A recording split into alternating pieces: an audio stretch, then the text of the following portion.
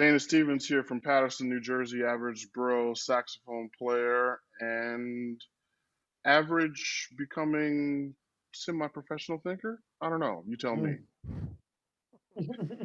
Peter Stoltzman from Denver, Colorado.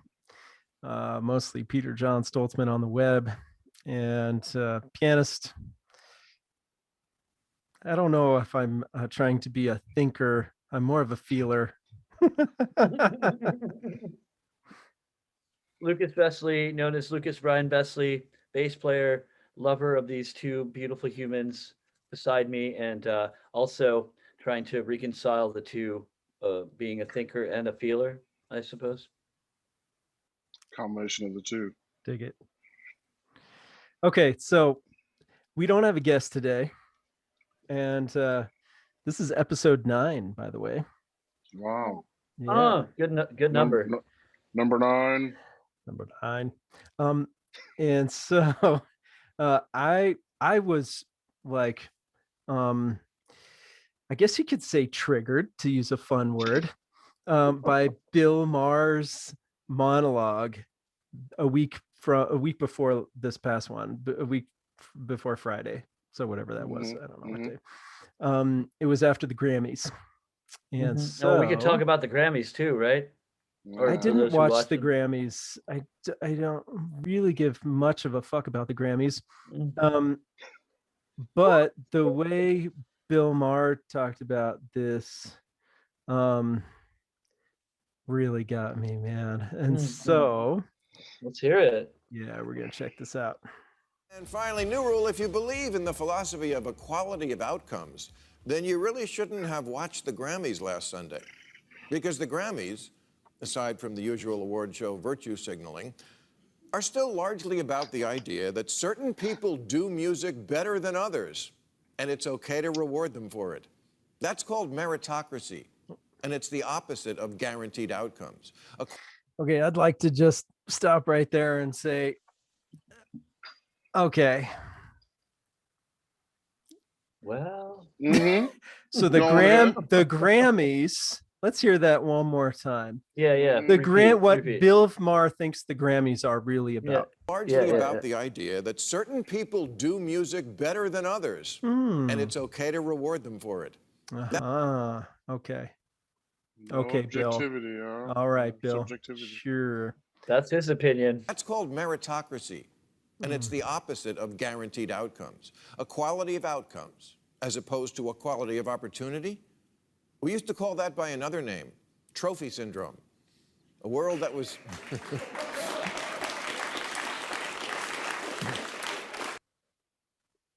Okay, and I'm just I'm not sure like what the equality of outcomes thing is. Like, I don't know the reference point for that. So that's something I'd love to hear you guys say if there is like an actual reference point for it. I just don't most definitely there is. Even know what that is, but let's keep going. A world that was created back in the 90s where every kid gets a trophy, no matter how good or bad they are at something. Well, the result of that kind of thinking is that American kids now have a totally deluded and unearned belief in their charm, brains, and talent.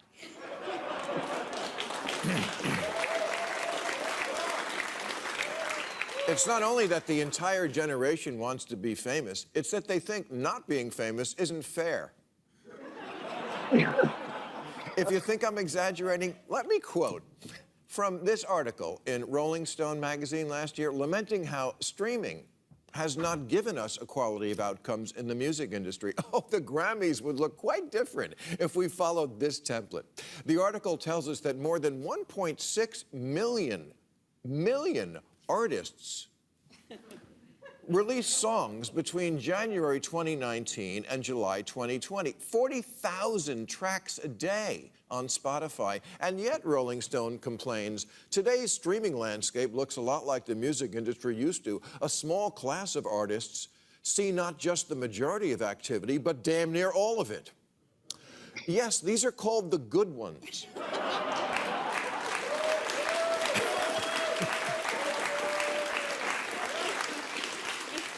I mean, yes, of course, an occasional big talent can fall through the cracks, but in general, it's simply a case that most people who try their hand at music write the songs that don't make the whole world sing.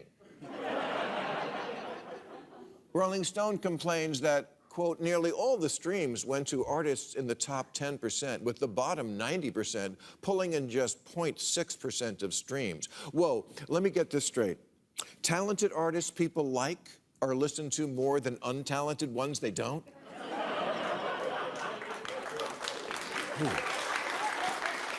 Stop the presses. Yes, that's meritocracy. If people don't like your song, your mommy can't make them listen to it. You know,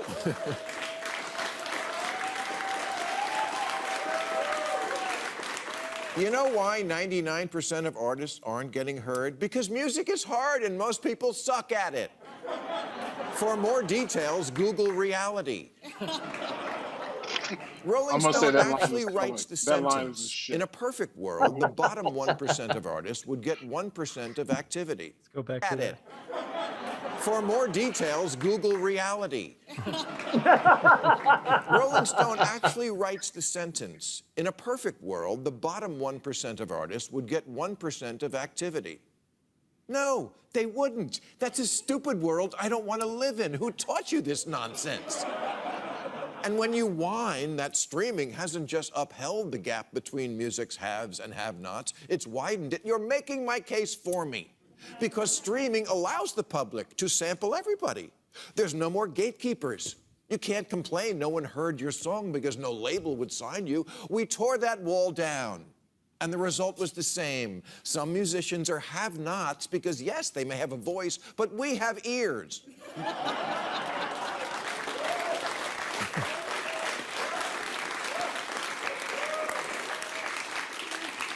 It reminds me of the early audition rounds of the old American Idol where contestants are all attitude and image, as if to say, can we not focus so much on the talent and just skip the part to where the part I'm going to get to be an idol?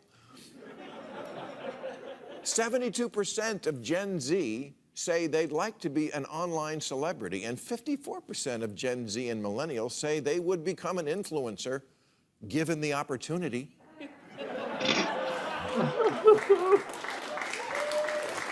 Very telling. Yeah, and I will say, I mean, true. From my perspective, like a lot of this critique here is pertinent and totally like on the nose, right? It's complicated. But it's complicated. It's a good one to bring up, man. And Bill Maher's flippancy about the whole fucking thing and ignorance about the details of the music industry and about you know what talent actually is and what talent actually gets recognized and what the choices musicians have to make in their lives that determine pathways that they go on, you know, that do not necessarily lead to fucking Grammy awards, you know, or even making a lot of money, but that doesn't make them not, you know, fantastic musicians worthy of being able to make a good fucking living and not worthy of public support, not be like barely able to feed their fucking dog, you know, let alone a family. Yeah. You know, that shit makes me really fucking angry that he's just like, oh yeah, you're one of the part of the bottom percent. You fucking suck and you don't deserve shit.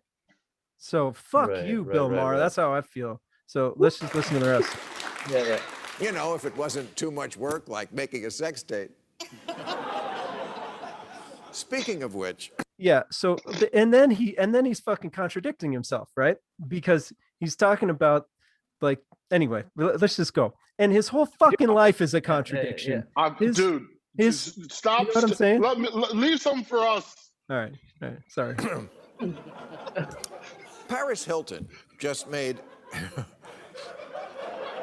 a return to the limelight, revealing that the ditzy party girl we knew back in the day was just her playing a character, and that there really was more to her than sex tapes, driving drunk, carrying around a little dog, and saying that's hot.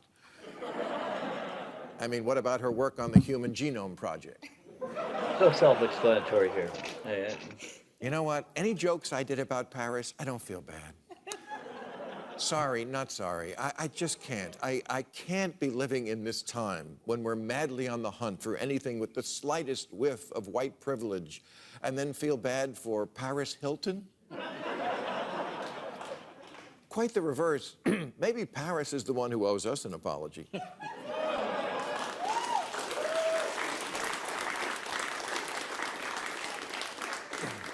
For being patient zero for today's vapid, entitled, famous-for-nothing culture. She kind of birthed the world where every 15-year-old with a phone aspires to be an influencer.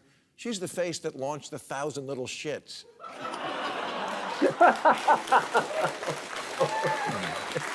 Okay, I agree with him. Paris led directly to the Kardashians and then to housewives and teen moms and Heidis and Snookies and a generation of young girls who look up to the role models who managed to turn an unenthusiastic blowjob into an empire.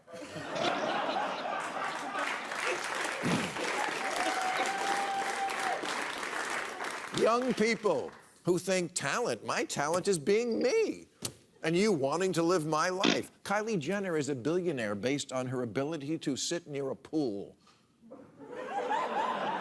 For the generations who are always on and on about this is my voice and I have something to say, an awful lot of that something is about lip gloss. All right.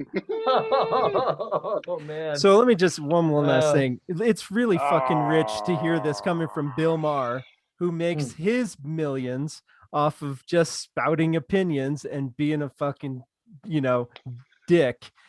And I enjoy listening to him, but it's really rich of him to criticize celebrity culture.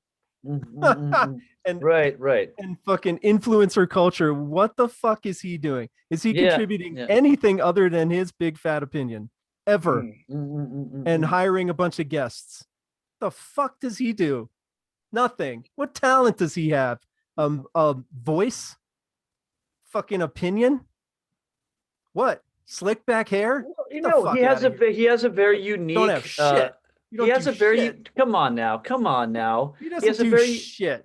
He's got a very unique way of expressing himself about the constructs of culture. All right, people have a right to their opinion, and obviously, people resonate with what he's saying. You can agree or disagree. And I disagreed with a lot of what he said, but I also resonated with a lot of what he said. I mean, in that clip that you know, does that mean he deserves to make $1 million a year or $5 million a year from HBO or whatever the fuck his contract is? I don't know what it is. Right. And other people who have just as really important opinions and cool ways of looking at the world don't get shit for shit. Yeah. Does that justify that? Does Beyonce's talent, which is incredible and kind of off the charts in some ways, does that justify her making 1,000 times more than her band? Right. Where does that come from? What's the root of that? Why economic inequality? Yeah. So anyway, so like meritocracy bullshit really gets my goat, because meritocracy my fucking ass bullshit. Well, they keep on touting that. They keep on touting that in culture. A lot of these people, meritocracy has its place in our culture. It's part of the fabric. We have this unique ability. Like, again, I have to cite the fact that I came here and we're from a communist country with nothing. My father had nothing. He built his own business and he was able to acquire, a stable income and send his kids to college, kind of thing. And so that, in a sense, like that is really merit, like based on your achievements, based on what you have been able to accomplish. That I see the validity of that and the whole meritocracy, model. That's not meritocracy, really, though. In the way we're talking about, that's hard work. That's like opportunity, right? And so quality of opportunity now. Meritocracy is like in your family, and I don't want to be a dick and bring this up. Maybe I shouldn't, but I'm just going to do it because it's real. And you can tell me to shut the fuck up if you need to. in your family, if there were meritocracy, you would be the one who had made millions of dollars off of music. Because you're the fucking badass who worked your fucking ass off for your whole life on music. And your brother played a couple of nice chords with a nice voice, with a nice face. Oh man, you gotta go there. and made a shit ton of money, set himself up, you know. And I'm not saying that makes him any happier, right? Don't confuse my argument, right? I'm not saying money makes you happy, but I'm saying meritocracy is at the least deeply a flawed argument and paradigm to claim that we have any type of legitimate meritocracy. And even if we do, does, like, in the instances where you can point to and say, yes, this person is at the top of their field, they deserved a Grammy, they deserve more money, do they deserve as much more than everybody else that exorbitant who's struggling to survive, you know? So anyway, sorry, I don't know how you feel about that, Lukash, and it's probably not even maybe how, like, have you reconciled with that and talked with your brother directly about that? I mean, you know, what is there to talk about? That's such a really, really deep issue, and you know, I can't say that I would, because simply he's blood, and you know, for most of our lives, ultimately we've been on each other's teams and rooted, you know, rooted each other on, so to speak. So yeah, I'm happy that he, you know what I'm saying? Like, we're on the same team. So right. I mean, he like brought you into the band and brought you on tours and all, and right, it's cool. Right. I was happy to go along for that fun ride, you know, and taste a little bit of that fame. But that really, like, that's a really, really touchy subject for me, and I would have to go into some parts of my life that probably I don't really want to divulge on a podcast. But yeah, definitely, you know. Yeah. Dana, what do you think, sorry. man? No. Dana, what do you think, man? There's 1,000 other contexts we can talk about this in. Yeah. Well, Bill Maher. I have listened to Bill Maher since I was in middle school. All right. My mom was into him and other comedians I didn't quite understand at the time, but I knew there was something behind the words. All right. I have probably not ever literally missed a show. Like, literally ever. I've seen every single episode of Bill Maher. So you're a diehard Bill Maher fan, dude? But I'm not going to say that. Okay. I'm similar. I mean, for like 3 years, I watch it every Friday, but I'm not like Bill Maher. Everything he says is gold. Anyway, go ahead. When I was in the Monk Institute, this is a month or two after 9/11, I had the opportunity to see him live, and it was the episode after he said we were the cowards for lobbing the bombs over there. He got into a lot of big shit for that. And it wasn't only 2 episodes after the one that I went to that he got fired and started Real Time at HBO. So that was politically incorrect at that point. And I saw it when it was like on Comedy Central before it ever got to ABC even. So anyway, all that to say, there's been moments over all these decades at this point that I've been pissed off at this guy. But I should say this right now. I respect him highly for defending Rush Limbaugh's right to speech. That's not an easy thing to do, you know, as a public figure. And I defend his right to say what he did in order to get fired. Because I'm gonna be honest, if we're looking at the power structures, I fucking agree with him. Our bosses, our geezers and old hags, the geezer thoughts and the hag thoughts that's in their brains, these insufficient humans that rule Washington are fucking cowards for not standing up for what's fucking right. So with that aside, Bill Maher that we see, the Bill Maher that we see on TV is not even the real, in some ways, the real Bill Maher in the written stuff. When he's actually interviewing and talking to the guests, that's Bill Maher. Yeah. When he's talking at the beginning in the monologue and at the end when his statement, that's his writers. Right. I just so happened to this morning see, I don't know if you guys are hip to Doug Stanhope. Oh, yeah. I fucking love Doug Stanhope. That's my cat. Because he doesn't, there's no holds bar with that dude. He just says it exactly how it is. Isn't he a Boston cat too? Is he? He may be, but he lives in Bisbee, Arizona for 1,000 years now. Okay. And he actually may be from Bisbee, if I'm not mistaken, No, which is right on the border, Arizona, between Mexico and it's on Arizona. Dude, so why is he so cool, Data? So what's his deal? Who Stanhope? Doug Stanhope, yeah.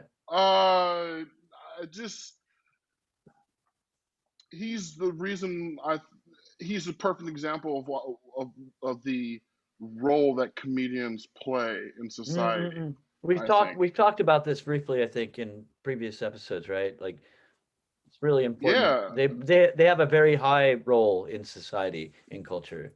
So I think America would not look the same without comedians, without the Lenny Bruces, without the guys pushing the edge. You know what I mean? Yeah. Now this guy, there's some things I don't like about Doug Stanhope either. He's very picky on music. I mean, he doesn't like a lot of things. He's often pretty negative I'm pretty on sure life. I'm just seeing who Stanhope is. I know Doug Stanhope. I'm pretty sure he is Boston. Yeah. Oh, maybe. He's a Bostonian. But check it out. Park the car at Harvard Yard. He's the classic cat. Do you want to watch a second of him? Sure. Maybe sorry, that's totally tangenting. But let's watch the episode about Bill Maher that came on today. I think that's a good one to watch. And it may give us a little context about Bill Maher. So Bill Maher has been stealing this motherfucker's, or excuse me, not Bill Maher, but his writers have been stealing Doug's shit for years. He'll say something like, even it was at the end of one of his specials, the thing that he did last week that Bill did. It was almost word for word what Doug did in a special like a decade ago, 2006, I think it was, right? And this is like the third or fourth time it's happened. So, and Doug says something as well. He doesn't think if Bill knew that was happening, Bill would approve of that. I mean, because it's like, who steals? I mean, Robin Williams, even though he was a big joke thief, he knew it was wrong, and he would pay the guys he stole the jokes from. Well, that's legit. That's legit. That's legit. He knows. God bless Robin Williams, man. So, yeah. Oh man, he was. I mourn to this day that guy's death, man. Seriously. Yeah. He was. I was in a depression for 2 weeks after that guy died, man. It was deep because, the moments. Yeah, you just have these moments in life. Anyway, Bill Maher. I've heard him talk about not supporting the National Foundation for the Arts. This is years ago. And this is the moment that I was not hoping for, but I have to use the word, man. Bill Maher's a privileged motherfucker. Okay, he grew up in Rivervale, Jersey, not far from where I live, but this is like, Trump has a golf course there. The upper echelons. Yeah, this is right on the New York border, And his dad was a broadcaster for KABC, many decades ago. But so now, and I believe, and actually I think I don't doubt him when he says he was a super shy kid and he was slow to come out of his shell. He seems like one of those guys, actually, when you really look at him. I think his role in that job is to entertain, and a lot of the shit that he was saying there was over exaggerated, but it is a trigger for us because he is not acknowledging marketing. He's not acknowledging the people who have power to put the narrative, to shape the narrative, right? Like of that what is Jacobin, of what is good. like that Jacobin episode. You guys, we were checking that out, right? And Taylor Swift was talking about, like, even like on her level, how things have been like hijacked, and her, her songwriting credits and all these things have been sort of um she's like almost like she doesn't have full control at that level, right? Yeah, actually there's like a group that's like a consortium group run by this one guy, what is it, EJ something or something, and then like the Carlisle group is part of it, and some Carlisle other group, and really? Soros. Wow. Like they're all invested What in this the F? consortium that just bought her entire catalog from her label. Jesus. Yeah. That's So frustrating. they literally own her music, her like her masters, her lyrics, her images, like her fucking handwriting, like and nobody ever was like even consulted her. They just bought it. How does that happen? Like, so this is, I It's guess, all commodified, right? And right, the point that the Jacobin people were making was about the power of capital, right? Which ties back into what Dana was saying, right? Because you're talking about like the like movers and shakers of industry they're not interested in like legit meritocracy. They're just interested in what will build and maintain capital. right. Clicks, how many clicks or how many? Yeah. I mean, in this day Money, and age. whatever it is that creates right. money. And how many of these American Idols have a billionaires invested team to create these masterpieces of earworms that infest the ears of Americans and humans worldwide? You know what I mean? That shit's, I mean, half the shit's bought and paid for. Yeah. Well, so when we talk about meritocracy, though, I think it depends on the micro situation we're talking about. If you're doing an audition for this special award or grant, hopefully there's a little meritocracy there. But when we're talking about the Grammys, for fuck's sake, like Bill Maher, as someone who's watched every almost episode I think that exists of you, remember, I don't know, it's been at least 4 years since I've seen this bit that you do recurringly, but there's this award that you would give out once a year, the Head Up Your Ass Award. Remember that award? Where there's a golden statue of a dude whose head was literally up his ass. Remember that, Bill Maher? That's for you this time, motherfucker. Dude, fuck yeah, bro. Thank you. I mean, I don't know. Look, I know some incredible musicians who have won Grammys and absolutely deserve them. Absolutely. Yeah. And also, like I could have named at least 10 other cats who could have just as well deserved it. And then, and then the privilege that boosted that person who won the Grammy into, the status that boosted them into, was totally disproportionate to their merit in proportion to the people who were on their level, if and it's almost indistinguishable. And so to me, I mean, honestly, I just fucking hate the idea of the conflation of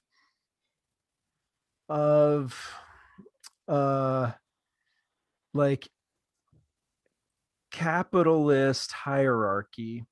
And by capitalist, I don't just mean like capitalism. I just mean really like this like totally disproportionate hierarchy of means, of like economic means and financial reward being connected to um, our current cultural concept of meritocracy. You know, that like whoever gets the most clicks, that's because they deserve it. That's because they're so much better than everybody else. Right. You know, whoever goes viral, that's because they deserved it.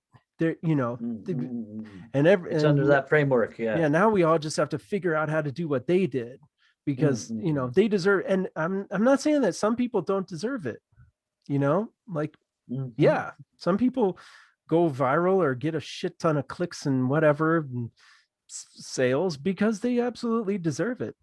And this is not coming from a personal place of resentment. Like I gave away my ambition to win Grammys and to become super famous way early in my career, honestly, like way early. Early 20s. I moved back to Boston and like that's not what I'm trying to do.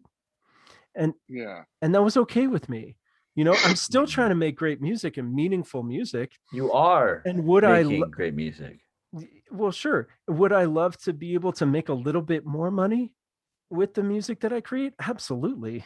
You know, would it be nice for any of the three of us and you know, times what, 1,000, 10,000 times, maybe 100,000 people like you guys and me and others, you know, like to be able to count on a little bit more financial support from our art. Absolutely.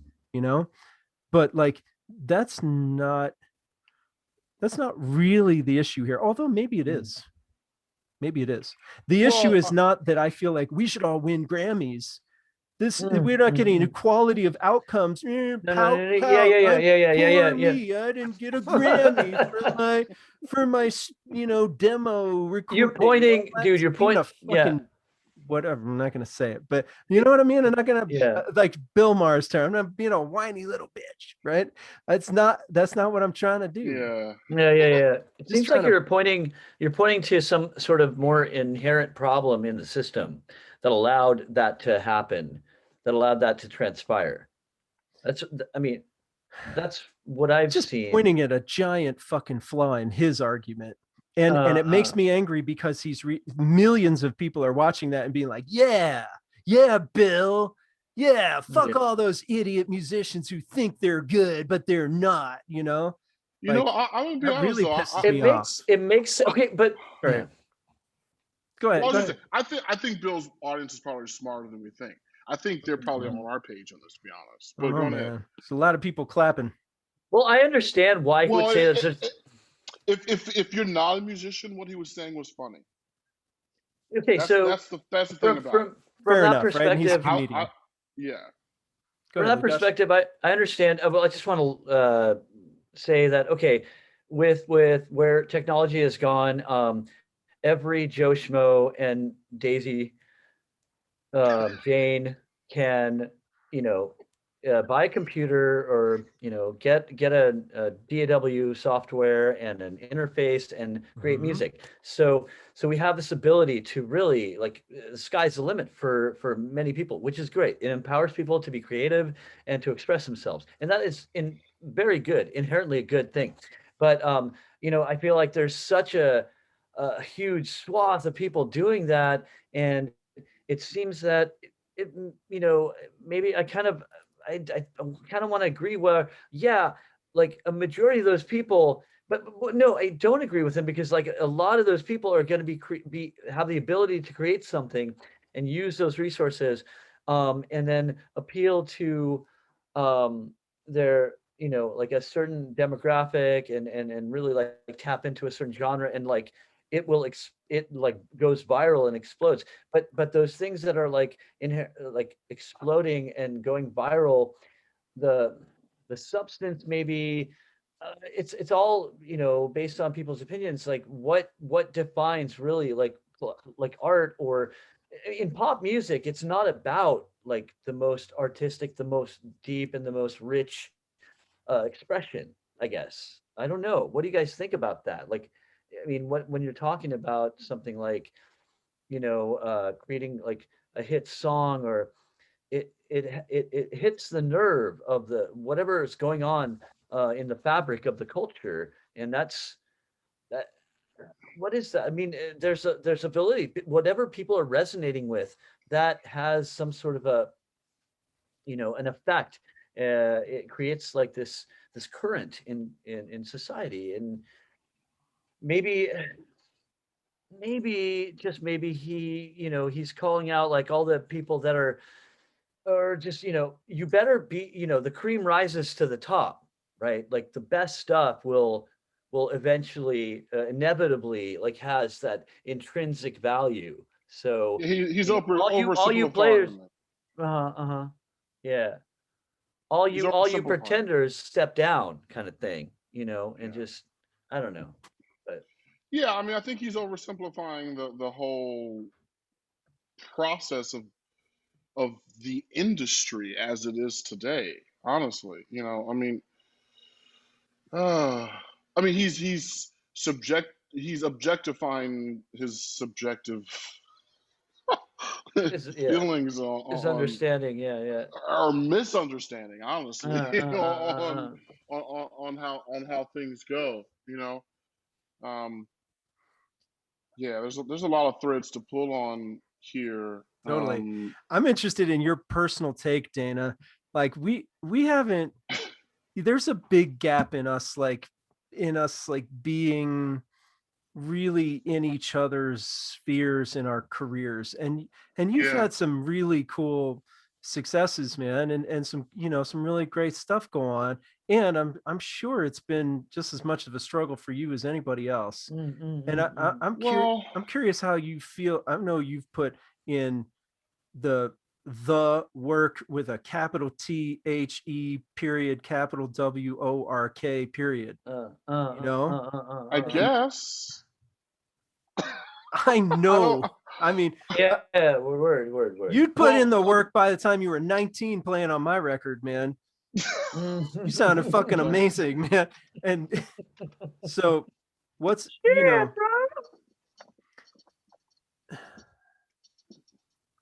which I have right here, funny enough. Sorry, just had to bring that to mind. It's had the wrapping on it for 24 years. No, you gave me like 14, or you gave me a lot of copies. I did. I tried to spread them around. Yeah. Yeah. But no, I've been meaning. I've been wanting to give it some to my folks. It actually reminded me to send some to my pops. Um, Similar to you, the Grammy thing really left me. I don't know when it was, but it's been quite some years.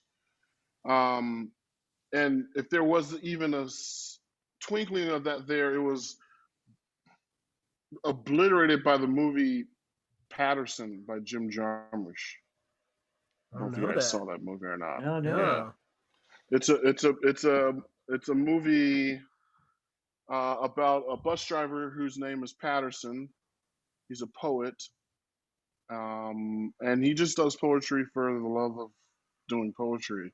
Hmm. His lady wants him to publish his work, and then I'm not going to say any more than that because I think the story is beautiful. It's the way it unfolds, and no it takes spoilers. place. Well, the only other spoiler I give you is that it takes place in Patterson, where I'm at right now, which is another funny little twist on the word. And there's a scene where my building is actually in the movie. Whatever. But the thing is, I fell in love with the fact that this guy, with this character. I'm just gonna say that. I don't want to give it away. But it's like as long as there's a roof over my head, I don't really give a shit. Really give a shit. You know what I mean? I've been um close to death a couple times in my life, and priorities have been rearranged, man. I'm just happy to have consciousness and awareness at this point in my life. You know what I mean? To be able to express and compose, and again, I have to bow take my hat off to you again, like for just giving me the unique opportunity to play and record with you this last year in the Generations project. Yeah. That music is deep, and we've all been a part of that now. You know, Dana's music is transcendental. Peter, you recorded on the Hero, right? The Heroes, yeah. I mean, that to me, when I listen to that music, it empowers me every day. It gives me a reason to to do what I feel is right in my life, and man, I just want to know, like, I look forward to the day when we can play it live, man. yeah, when we could, yeah, exactly, right. It's powerful, man. So that to me is just like, you're a hero for me, Oh man. you know, and yeah, it brought tears. It brings tears to my eyes, man, for sure. Man, When I listen to it, it's a blessing, and I appreciate you, Dana, so that. much, No, man. I appreciate that. Unfortunately, I've heard it about 287 times in the mixing All right, process, put so it I away. can't Just say the go. same. You know how that is. Every musician knows how that shit is. You're just Oh, like, I can't fucking hear this one more time. But you know, man, for me, it's just I look at the cats who are really, really, really, really at the top of whatever they do. Neil deGrasse Tyson, Elon Musk, Cornell West. I Peter don't know. Thiel. Just Wait, I don't know Marcellus? Peter. I don't know Peter very well. Marcellus, I I don't know him imagine. either, I don't but know him personally very well. Twitter dude. But I'm just thinking like just guys in general.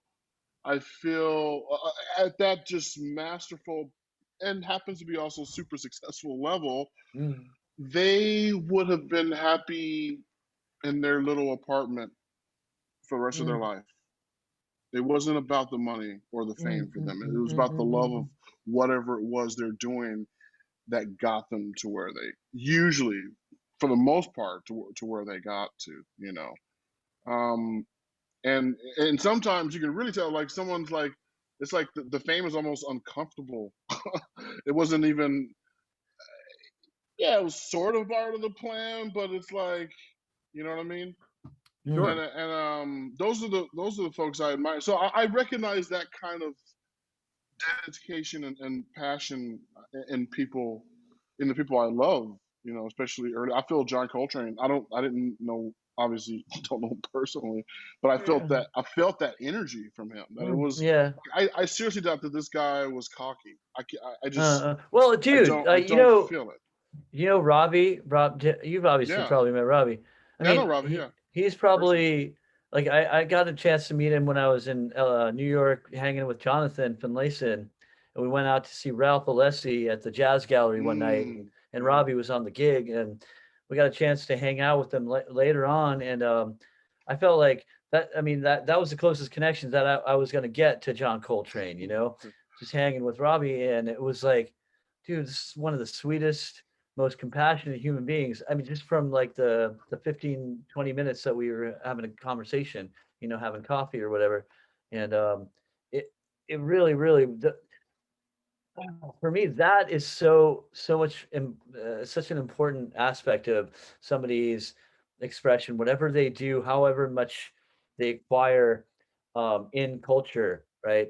Um, Whether or not they're at the core a really good human being. So going back to your point, like all those people, like Elon Musk and you know like at their core, you know, whether or not they're just doing what they're doing, right? They would have stayed in their apartments, just like you know, concocting their, you know, whatever it was that they were trying to do. And I think maybe we're pointing towards like there are a certain percentage of people that really are going to take it to that next level, and they deserve to, right, based on the whole meritocracy paradigm.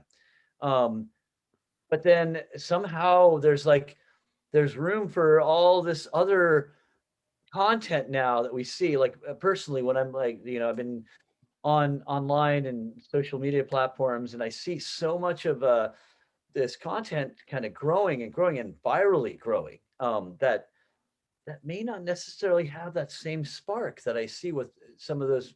I don't know what, that's my personal opinion, but I guess there's this weird divide or this imbalance, that I see, that I've noticed after like spending hundreds upon hundreds of hours, like sifting through content, and seeing like, okay, well, again, this is just my personal opinion based on where I've come from, what my influences are, what I deem as like, what are really valuable assets to culture. Like we're talking about John Coltrane, right? And so, I don't know, this is where Bill Maher's part of that thing you played at the beginning, when he's talking about the Paris Hilton effect. This is where this starts to come into effect, I think, a little bit. Like, well, the access, obviously, everyone has access to a camera. And power, that equals power, potential power. I got the access now. Now all I have to do is do something to get. And then if it's about the attention, then where's the authenticity? You just, for me, and so it's like, what's the percentage? I mean, it's one thing to want a connection with people. It's another thing to want fame and to be an idol. And I think there's a real subtle but definite difference, and I don't think a lot of people know the distinction between that. Making the connection means you have to be super authentic. It doesn't mean you become inauthentic. To make a real connection where people can see you and you see them. And I don't see that. I see people look at what I'm doing. No, I don't care about you. Get out of the way. Look at what I'm doing. It's not. That's not. Who wants that? So yeah, those who are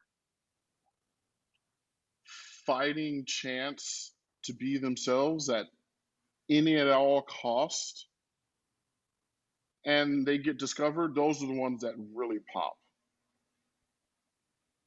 The ones who break through that power, who just undeniably, doesn't matter if they have that Hollywood look or not. They're going that's and they we know those people.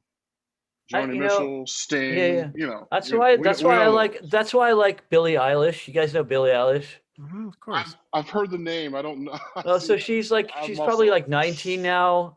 Shit, I was gonna say fuck. Incredible. Billie Eilish is incredible songwriter. You really don't know about Billie Eilish? I don't. Oh, she's wow. I know the name. I know the name, but you definitely weren't watching the Grammys. Oh, dude, you know what I saw? I saw the little segments where Bill Burr was like taking the shit out of folks, and that's what I love. Nice.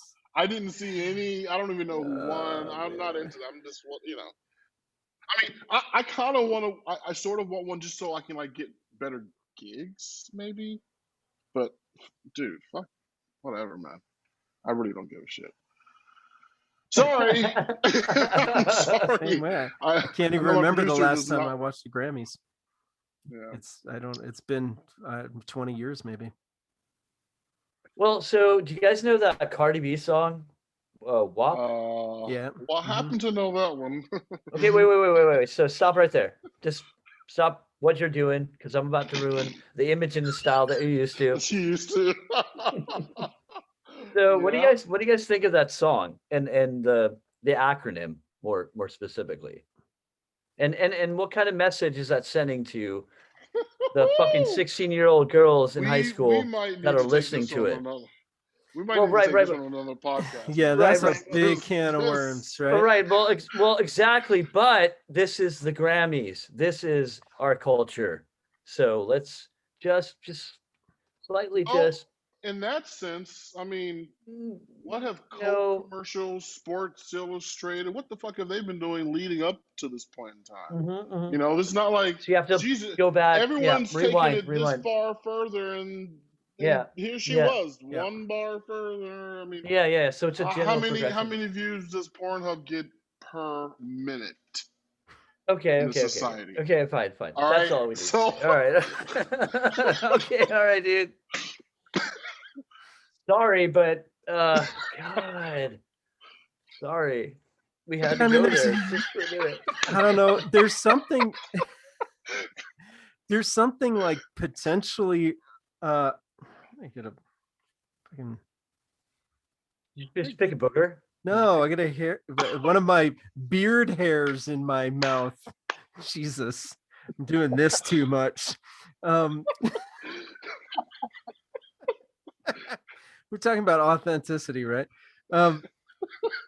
There's something about that I almost feel like is kind of a beautiful, radically transparent display of where we're at, man, which is just like we are a super sexualized culture, and there's still a lot of pretense and hiding that, you know, as if that's not the case. Like right, exactly. And that I don't know that that's really serving anybody, you know, and that's not like if my 13-year-old was a girl, that I would, you know, be like, oh, I hope you'll be like Cardi B in a few years, you know, like, yeah, Jesus Christ, no. Well, come on, man. And so I don't stylish, really want my 13-year-old stylish boy thinking that's like, you know, oh, cool, that's totally normal. You know, we talk about wet ass pussies, and you know, it's like, it's just, but there's something radical about it. You know what I'm saying? That's like, it's just like, here's a mirror for you, you know? Yeah, it is, yeah. And it's a weird mirror, but it's a mirror. Well, man, you know, I again, I'm trying to always look at the present moment in the eyes, like if I had the perspective of 20,000 years of human history. Wow, yeah. This is. You mean forward or back, or just from this period? Back. Like backwards, meaning pre the like Paleolithic era, beyond. Well, pre the last the big ice age that happened. Ice age, right. 10,000 years or whatever. Anyway, I you know, back to the hunter. Well, when the world was mostly hunter gatherer. Right. Pre-agricultural society. The you know, again, the communities were a lot more tight knit, and just imagine what sexuality was at that point in time. It wasn't even a fucking word. It was just something we did. And a lot of the gender disparities that we deal with now, the power struggles between the genders, again, going back to the advent of agriculture, it's like, I don't know how much of Christopher Ryan's book Sex at Dawn is true, but he talks about penis size being related to how many births per sexual act in different primates, and how they are similar. You know, the longer they are, the more acts of sex per birth. Where in gorillas, it's like this, like it's 7 acts of sex per birth. Where in humans, it's like thousands. You know what I mean? Right. And bonobos is like thousands, and our closest relatives are, you know, and also looking at the only 2 animals that have sex face to face, us and bonobos, and how he calls it vocal. I can't remember the word he uses for this, but he asked the question, and it's an awkward question. I'm sorry, but we're Dude, amongst loved ones, right? Ask the awkward question: in sex, who's usually the loudest? Are you asking us what we think? I'm asking you. What do you think Peter. his answer would be? Peter. I think I'm Come the on, bro. loudest. To Peter. Oh, I thought you were gonna say I'm the loudest. No. I'm asking, what would you say to the? Well, how would you respond to that question?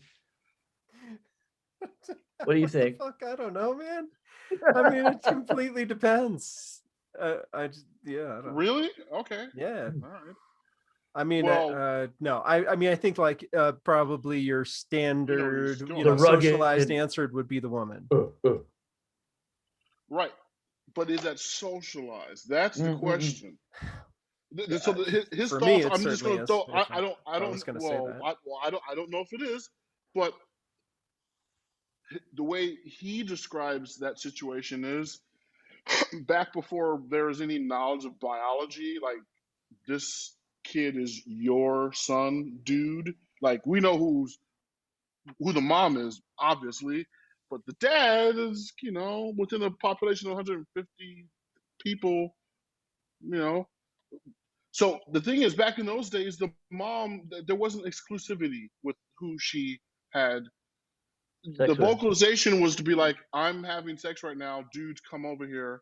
I need the smart dude stuff. I need the strong dude stuff. I need the funny dude stuff. All right, you got it. And that's what the way he puts it together, as it was, meaning she had the control, actually, in a way. You know what I mean? That is an interesting theory. It is interesting. I've never heard that. Well, check out Christopher Ryan. There's plenty of interviews on YouTube with him, with lots of different people. And there are just Brett Weinstein, by the way, disputes some of his findings. I don't know if this is one of those particular findings, but whether it's true or not, like, are these like pre-patriarchal society, like matriarchal society type models? Well, it may have been much more egalitarian. Yeah. Precisely. It may have been just, So anyway, so when I look at Cardi B in this context, like, these humans are doing some funny things. That's all I got to say. Well, but to connect it to what you were saying, I guess it is like, in a way, she's taking it back, exercising her power, right? Yeah. And I think that's a very difficult conversation right now about sexuality and power. And I was posting. Why should it be though? Because it's so it's so distorted in the expression of it, and because of religion. Well, there's that whole thing. That's a whole other thing. But when we going back to the conversation we had, that shapes the Western world. But yeah. Sure. Going back to the conversation we had with Natalie, though, right, where we were talking about sexualization, objectification, and the power dynamics there that like a lot of women have to deal with, and that creates like not only the worst like unsafe scenarios, but like also just like an annoyance and a like a constant fucking albatross that they have to deal with, in their professional scenarios that they don't want to and theoretically shouldn't have to. But at the same time, right, like women are also really claiming their sexuality right now in culture more than ever. They're perfect example of that, right? Yeah, exactly. Yeah. And when you claim and pronounce your sexuality, you also draw sexual attention, right? Exactly. And so it's it's very tricky. That conversation right there is fraught. That is tricky. That's not a conversation I want to have just with a bunch of boys. A bunch of dudes. No. Well, for real. That's a conversation to have with like like a woman who's really claiming her sexuality and is thinking it through. Yeah. We need to have that conversation. But let me tell you, let me just throw a little something to add into that conversation. Give us a nugget, baby. Give us a nugget. I'm looking at well, I'm looking at a particular saxophone company and who their artists are earlier today because I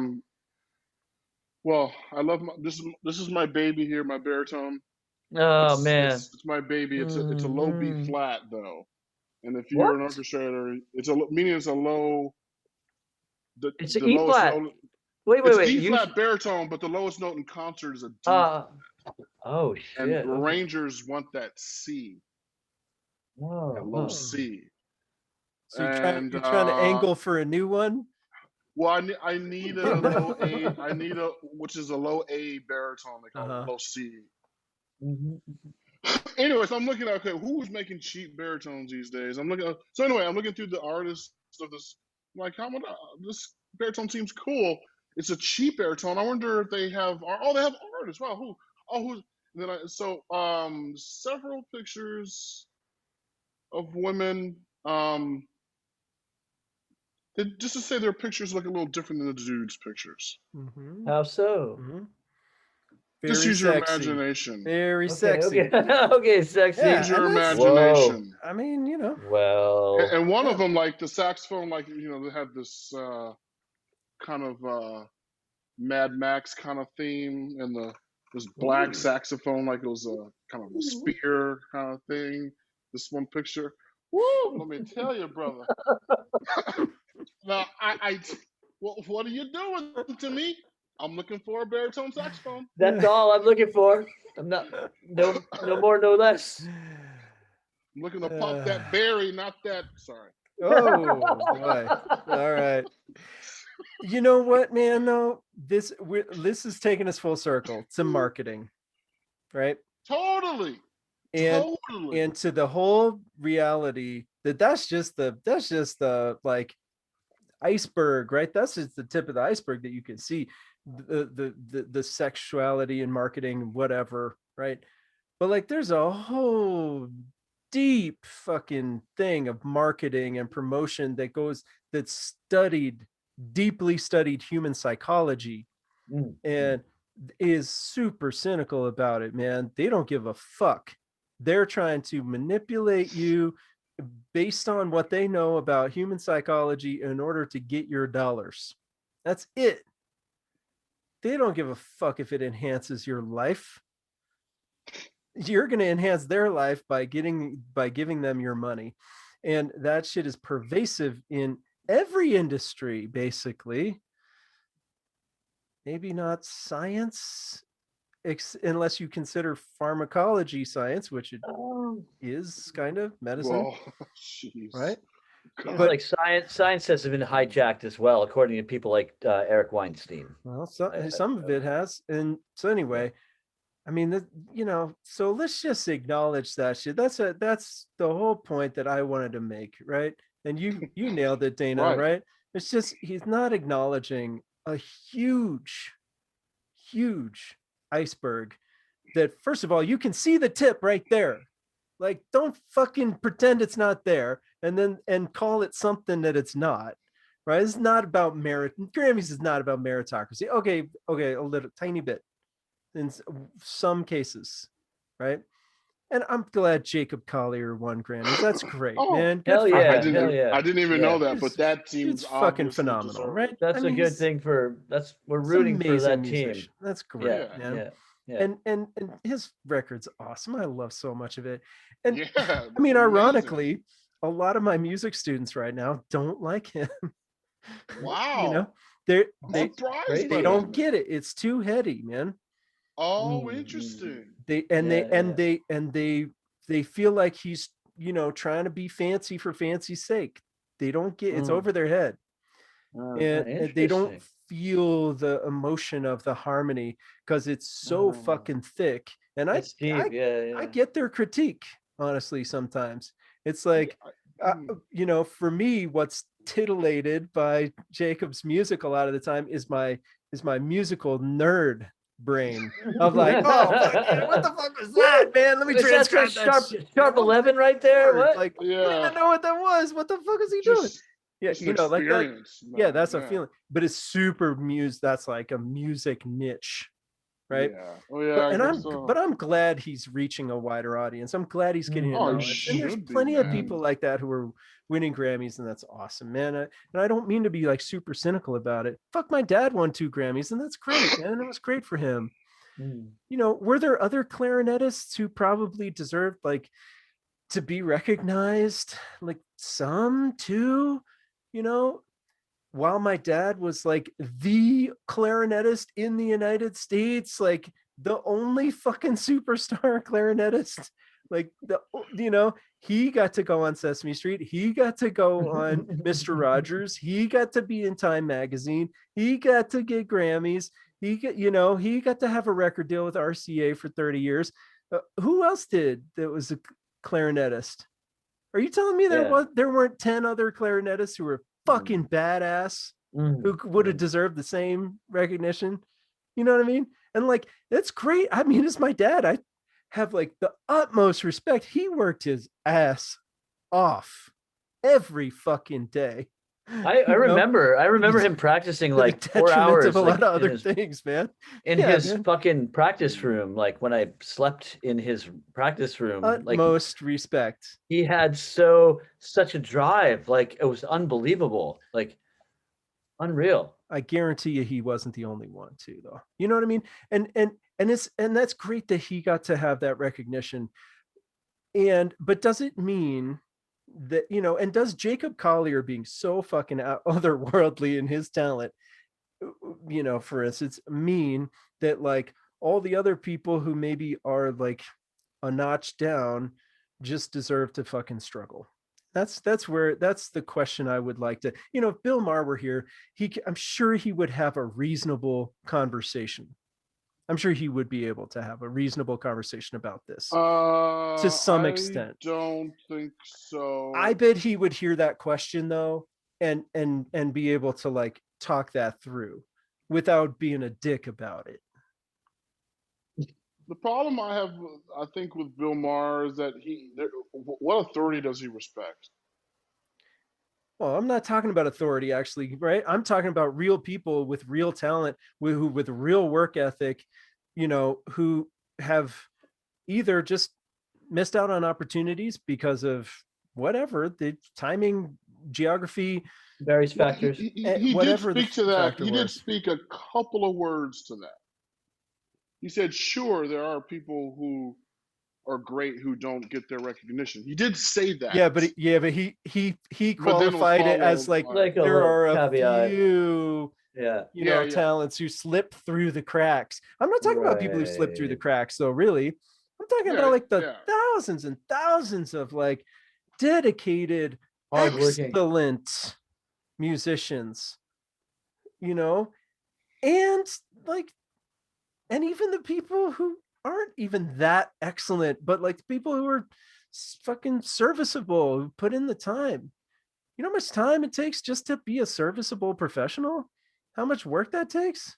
It's a lot, you know? And like, do those people not deserve anything? I'm not saying they all deserve Grammys. But if you're talking about the meritocracy model, and if it really is truly a meritocracy, then according to your model of what a meritocracy is, then they should be higher up in the totem pole, I guess. Yeah. And I'm not saying necessarily perfect equality of outcomes, that like graph that's the, you know, if you're 1% as good as Jacob Collier, because we're going to measure that by how many chords you know and how many picks you can play, and you know what I mean, how many instruments you can master in 48 hours. I mean, I don't know how to fucking measure that anyway, you know? What's the point of meritocracy like that? You know, where we're measuring each other's skills against each other and like setting up a perfect hierarchy. It's fucking bullshit. You know, everyone in every field does that, though. That's how. But we're looking at beings. I just don't. Right. I strongly. You know what I mean? I agree with you.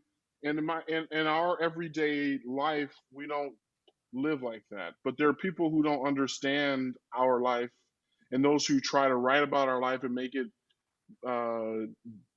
digestible by masses that try to categorize and grade people, and like you have these polls, critics polls, and all these things like that.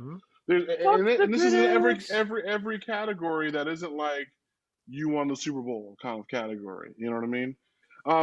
But check it out, Bill. So this is a couple things that came to mind when you're talking, Peter. Bill Maher, when it comes to comedy, I think he's thinking about it in some term, in a couple of ways.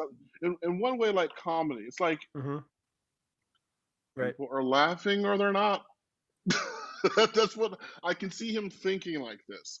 It's like you're either making me sing or not. I can also Black see and him white. thinking like, I can also see him thinking like, why is jazz even a category? You know, I mean, I can see him saying some smart ass shit like that, like the stuff that actually takes the most amount of time. And I'm also thinking about when you walk into a liquor store, is that 300 bottle of exquisite some alcohol on the back shelf behind the dude being sold as much as the, you know, thousands of Budweisers, of can of Budweiser that are just being thrown out there every day? So oftentimes the one that's behind the dude that's the most expensive thing gets overlooked. And does that mean Budweiser is the best? Well, because to all of them, it's bought the most. To all them spring breakers in Florida, yes. Yeah, but the only reason they're buying Budweiser as opposed to like a better beer is because of marketing and it's cheap. Yep. And it's cheap and easily. It doesn't require a complicated, mature. What the palate. fuck? Yeah. Are you still talking about music? Are you still talking about music now? We were talking about you just Budweiser flipped it. and you music. just flipped it. It's just, well, they're in many ways intertwined, aren't they? Oh, you guys just blew my mind. But there's another thing I want to say, and I can't remember.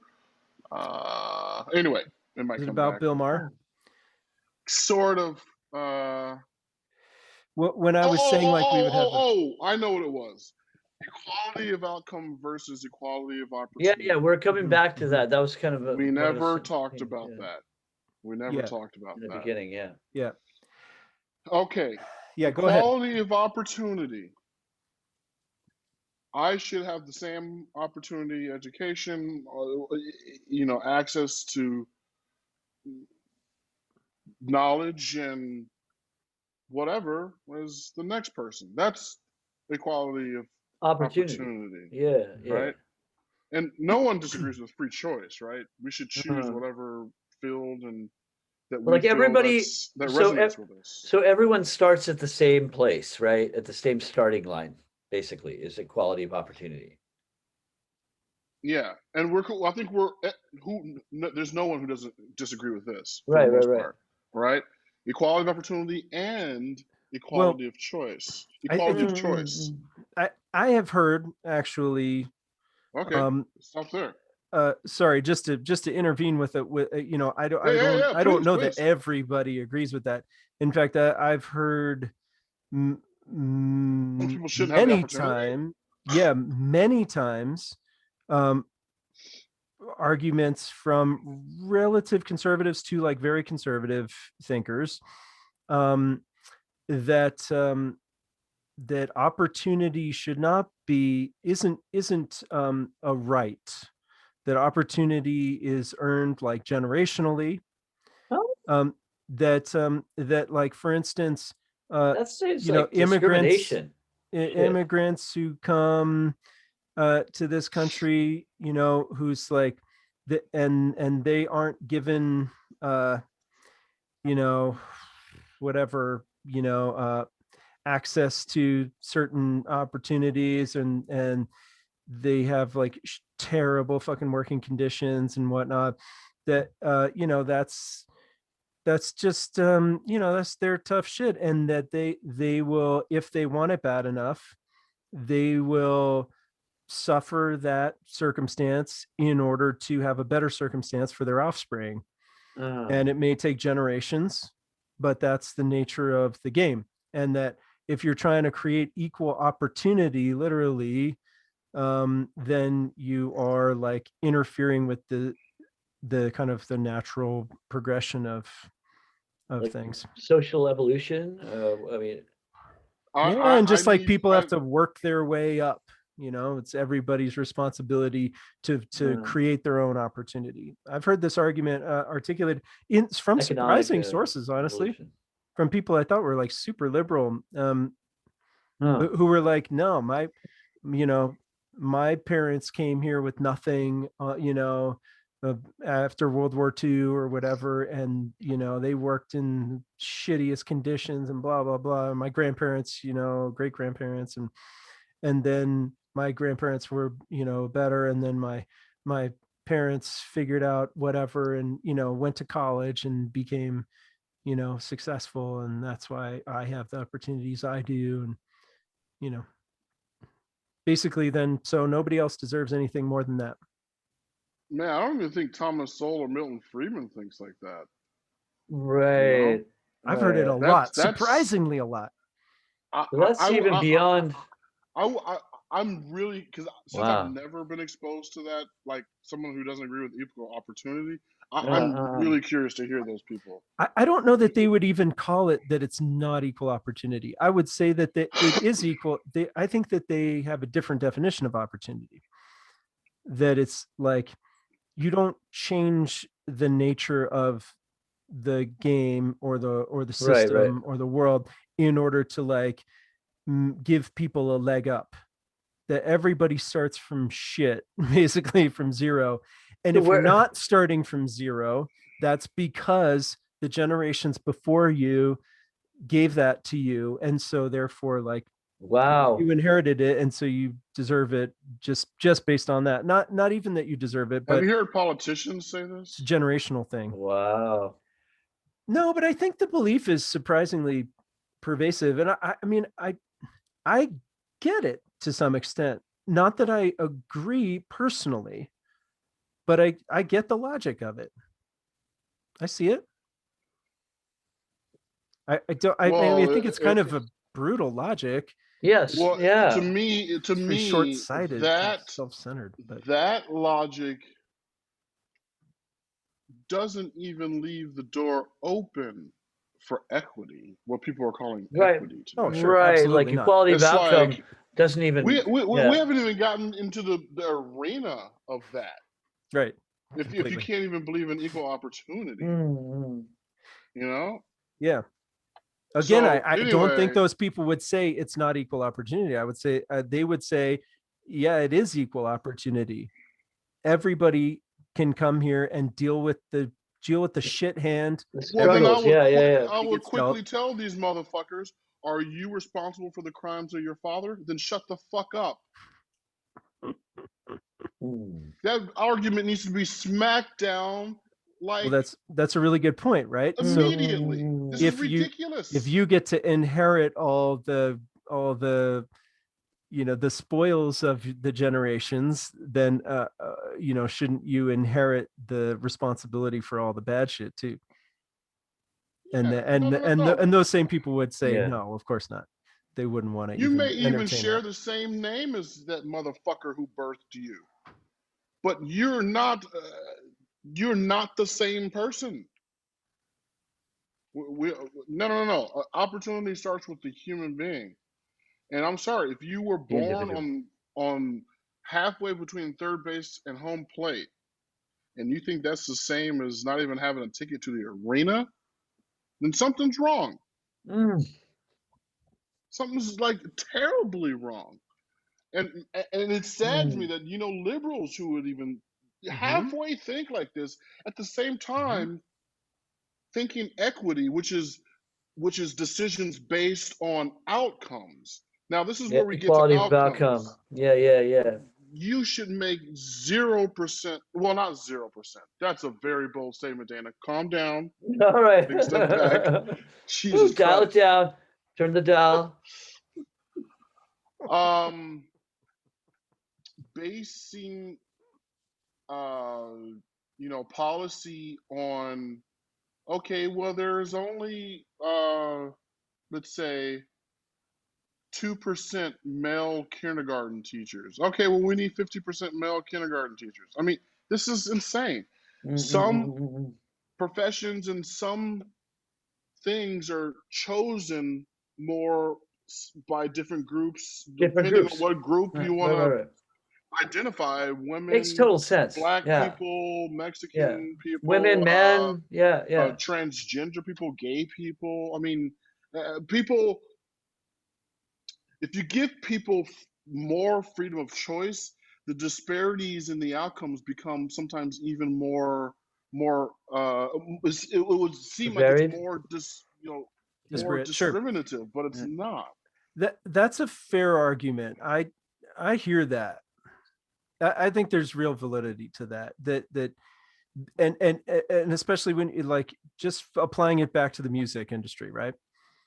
And just like what Bill Maher said. So okay, you give everybody a DAW and you know, and a $1,000 computer, and they think that they should be able to be you know Billy or Phineas Eilish, right? An influencer. Yeah, an influencer, whatever, and there's a danger in that. There's like I don't know, maybe danger is not the right word, but the dynamic you're pointing to, right? There's going to be more disparity in outcomes when you give everybody access to things, and I guess this equal opportunity. When you get equal opportunity, you get Go ahead. This is where the socialist in me really kicks in, and this is going to be for a whole other podcast, man. And maybe we can check out the Jacobin thing that talks about socialism in music and organizing, whatever.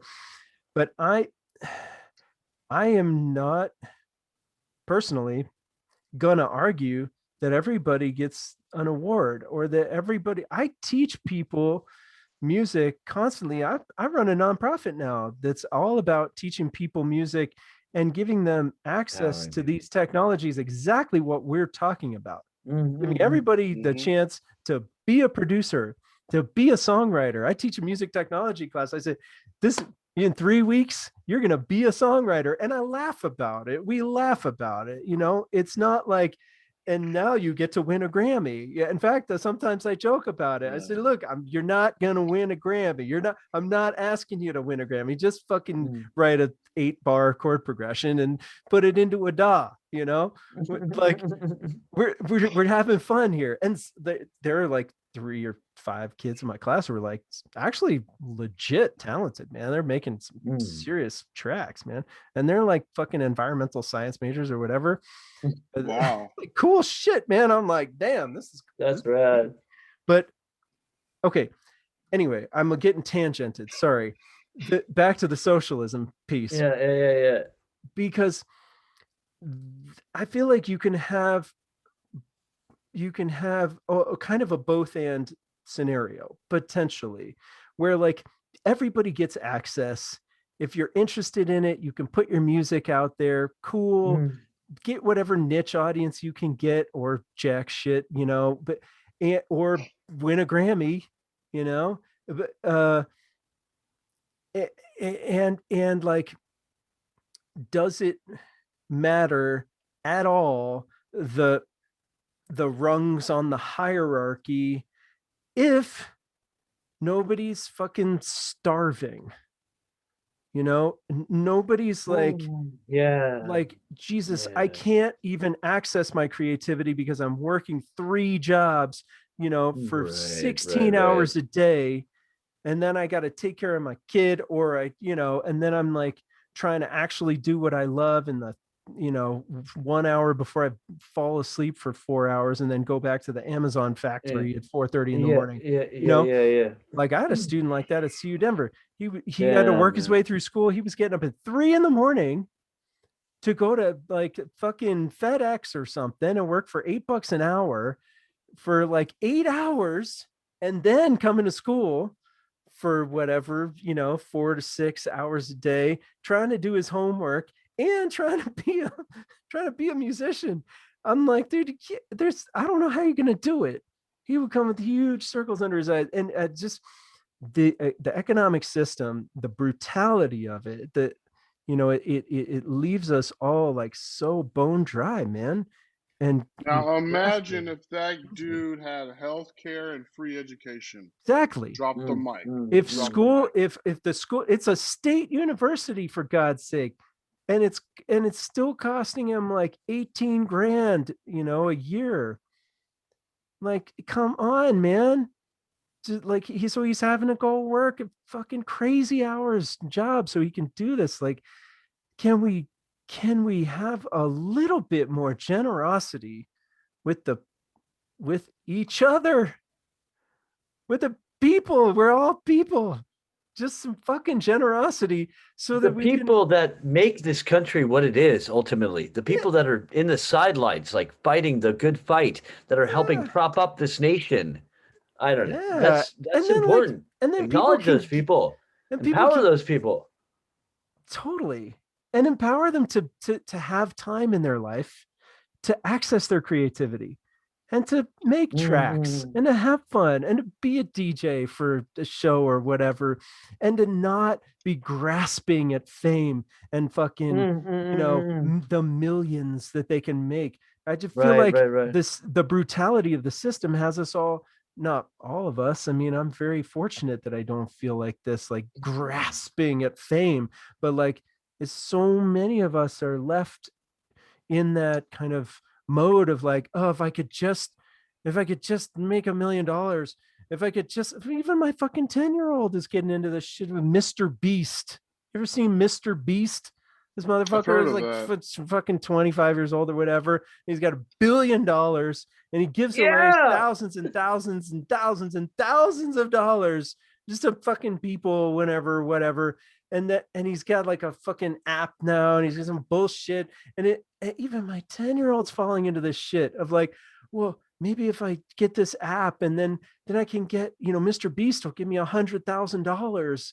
I'm just like, like, dude, I had to have the talk with him the other day. He's only 10, man. But I'm like, like, let's make money doing things that make a difference in the world, doing things that are important, even if that's just taking out the trash.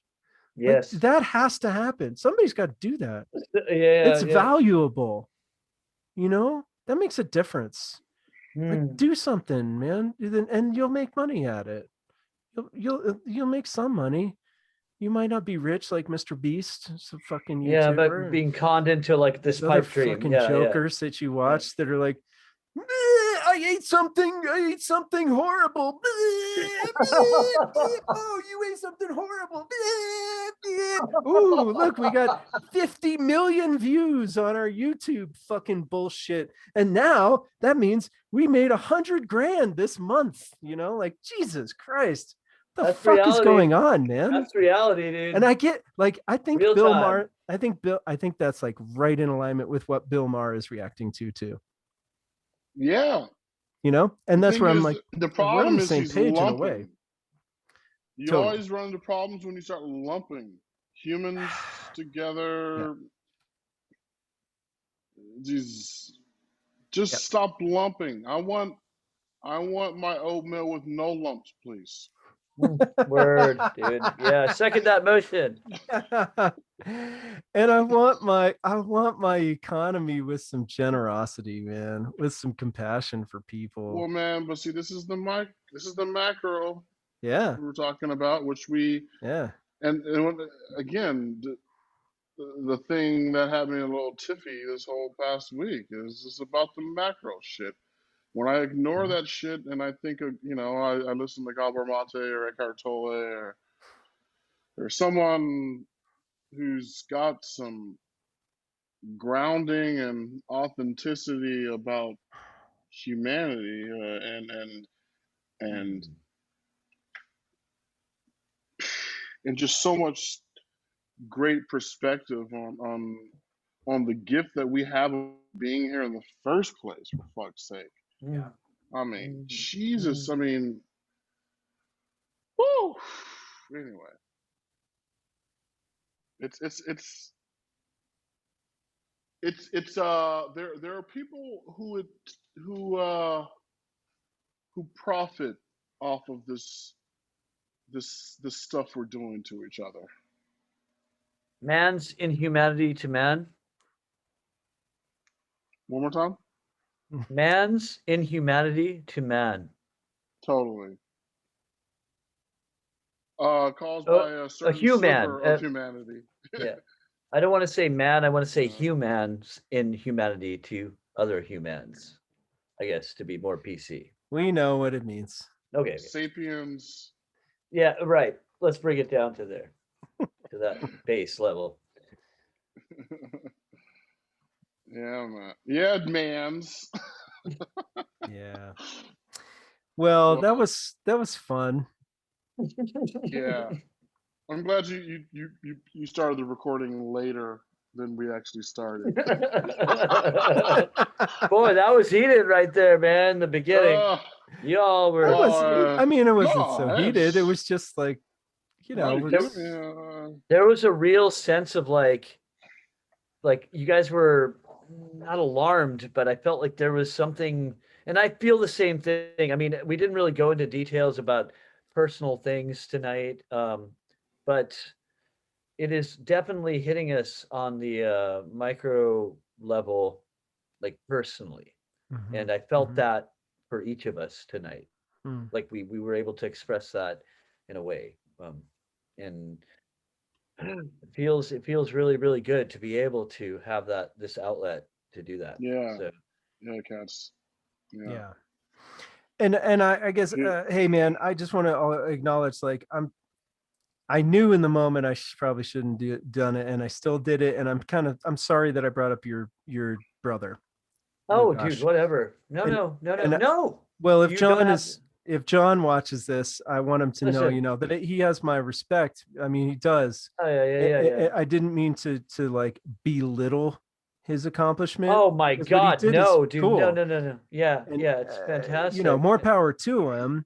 And the fact that he brought you into it, I think, speaks to your relationship and the his like honoring you, and that's beautiful. And I doubt that he would say anything different in terms of like the fact that you've worked your fucking ass off your whole life to be an incredible world-class musician, and that he hasn't done that.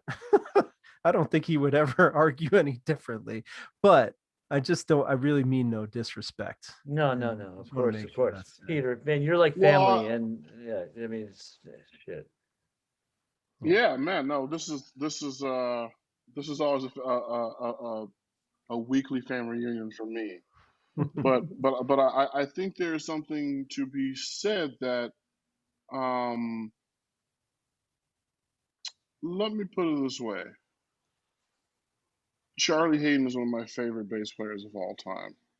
He inspired me to play the bass. Wow. I know 1,000, maybe 4 times that many amount of bass players that can technically play circles around this dude. Mm-hmm. But that didn't matter. Yeah, because it's the way he spoke to me personally. And sometimes we can't choose can't choose what speaks to us. We can't choose what comedian's going to make us laugh or what food's going to really touch us in the tongue, if you will. And for the masses, I've never said that. Has anybody ever? Sorry to jump in, but I just got to capture that, man. The food that touches us in the tongue. Is that a thing? Real. Have you said that before? It is right on, dude. I don't know if I've ever said that. I gotta capture that, man. I need that in a quote.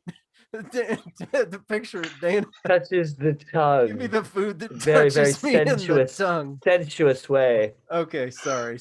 I'll let you go. You know what I mean, though. You don't know what. I know exactly what you mean. Delighted. Being silly. Yes.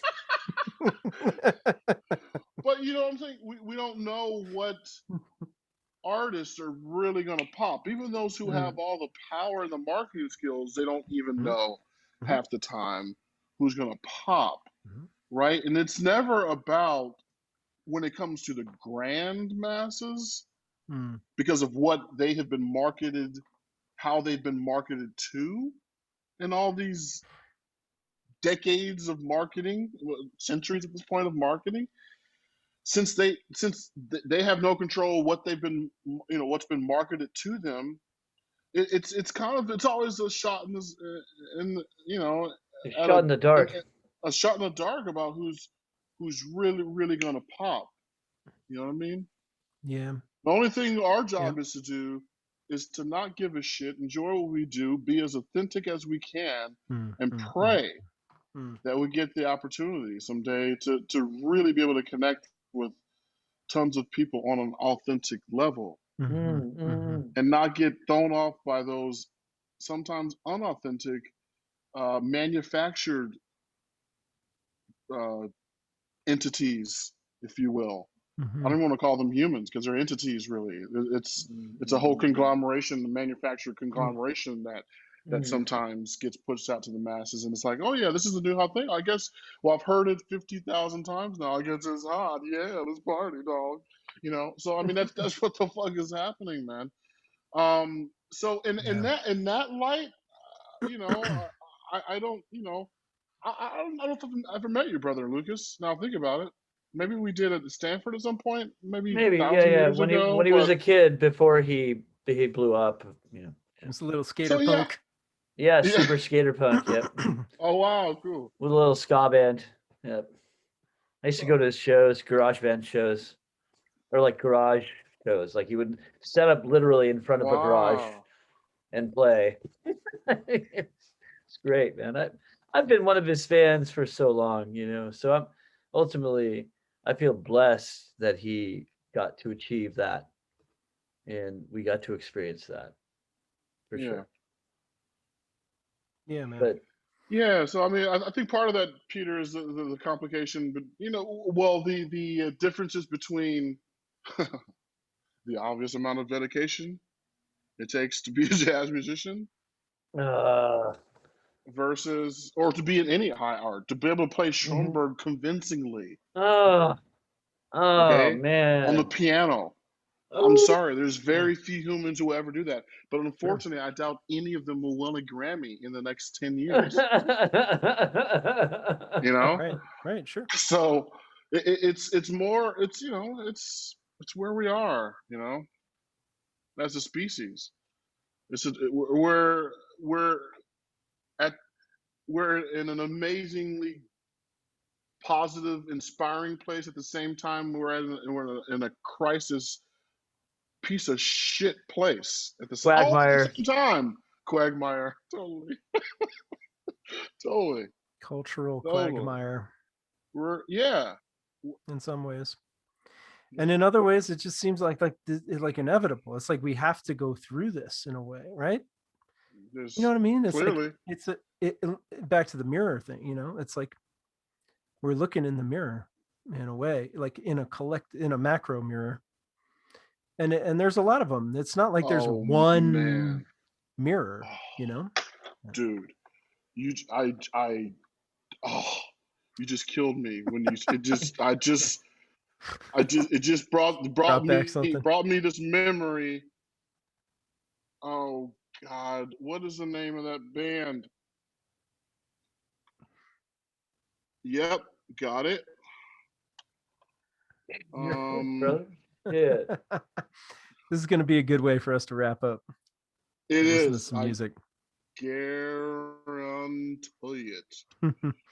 I wish we were hanging out together, guys. I can't wait till we can do that. We are right now. No, virtually. I know, but I want to be in the same room with you. I want to be able to give you a hug. I want to touch you. I was like, when Dana was speaking earlier, I was really, really enthralled by what he was saying, and I wanted to reach my hand out and like just touch his shoulder, because it was so powerful, and I wanted to feel his presence like physically, but I fucking couldn't, Oh yes, I love Nowhere. It's loud. This is the one. Sorry. Oh, I like that one too. I This is like the it. one, We do it for the pizza. Yeah. This is the one though. Exactly what you were saying, Peter. We are looking at the same thing from two sides. That's all I need to play. Oh no! Oh man! Oh man, Okay. that's deep. That was All right, we'll put a link to Knower. I love But it's Knower, man. such a great song, and anyway. But that's what we're doing, man, and not just from two sides. Right, right. So many multiple angles, but it's like we're looking at each other in the mirror. It's like, come on, guys. Anyway. Yeah. Yeah, guys. Thank you. Right. It's beautiful, beautiful union every time. Yeah. Thanks for the hang. Thanks for letting me rant. This was the most ranty by magnitudes that I've been in any of these 9 episodes. Man, that shit really got under my skin in some ways. It just touched some nerves that are important, you know, I think to You are welcome, brother. This is our sanctuary here. Yeah, thanks. Yeah, man. No, and you weren't you weren't alone. It's just that nerve had been stricken. I was prepared for it. Just put it that way. I knew the potential. But I still love him. I still love Bill Maher because who else is having those conversations like that? Yeah, like, I mean, I'll be in the mainstream next Friday. Yeah, I mean, he's been talking about the Wuhan lab. You know, who else is in that position, sticking their neck out on that? Actually, the old head of the CDC. I don't know if you heard. Do you guys see this? No. The last head of the CDC, who was in charge when the whole virus started, said on CNN this weekend, yesterday, that he thinks it's from the lab as well. The head of the CDC. Okay, so that ain't no conspiracy right there. But he's still getting pushback. You know what I'm saying? There's the gated. There's a crisis within the gates. The gin. Yeah, I don't know. I don't know. I don't know how legit that cat is either, too. But who knows? You know. And I mean, when nobody knows what the fuck happened, man. And that's hopefully, the thing. more of the truth will come out. You know? Let's hope it does. The more time passes, yeah, get more information as it leaks out slowly. What was the thing that one of you guys was as a conversation, or did I?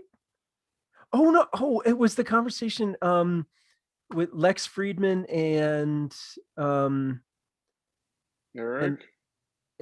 No, not Eric Weinstein. The guy, I sent it to you guys. What was it was what was the context? Lex, I just sent it. It was like a few text sends ago.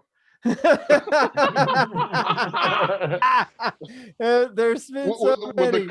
No, the commentary in between us. Dude, we have such Sagar and Jetty.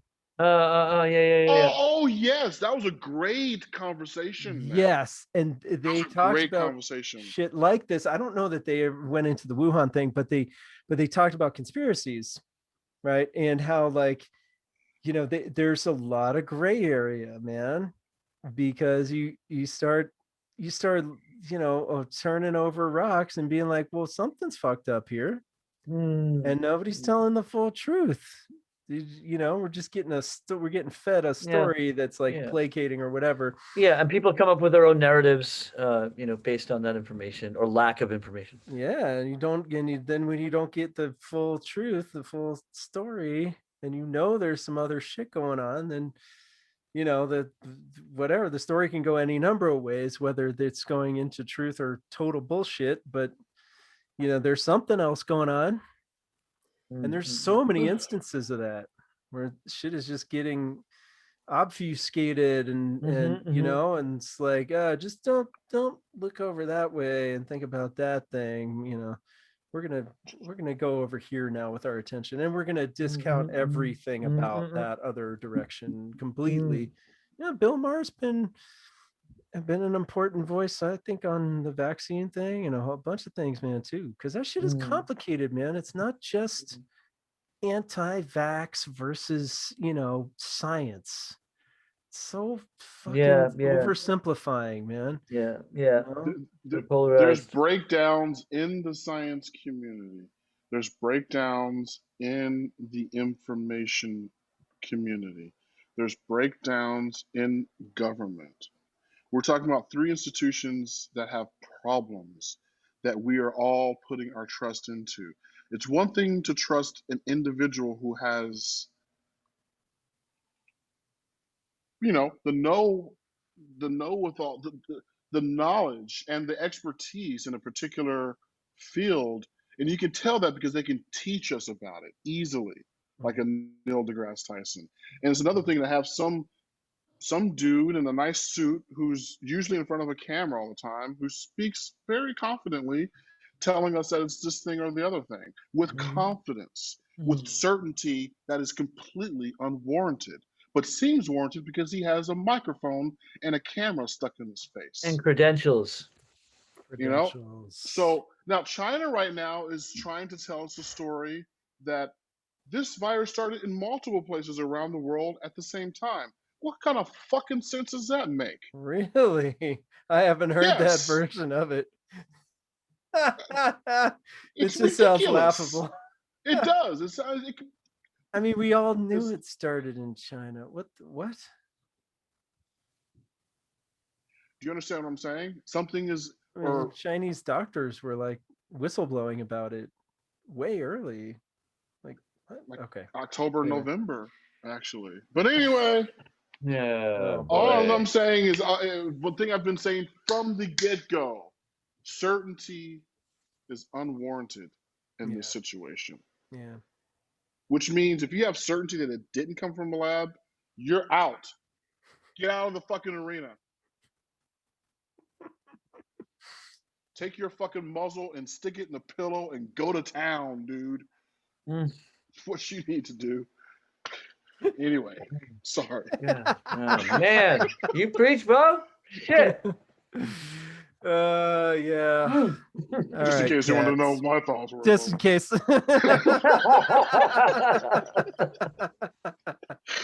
I do, bro. Shit. Oh man. I'm very interested in what you have to say. Well, it's one man's opinion. Let me see. But love you guys. We'll do this next week, and great. Next week we'll have Armando Lopez on, who's a saxophone player here in Denver. He's in a really cool brass band that plays all over the city and does a whole bunch of different things. Cool. So I think his voice and his opinions are in a good match, I think, for our dynamic, because he's not swaying one way or the other by the winds of politicization and polarization. He's a very critical thinker.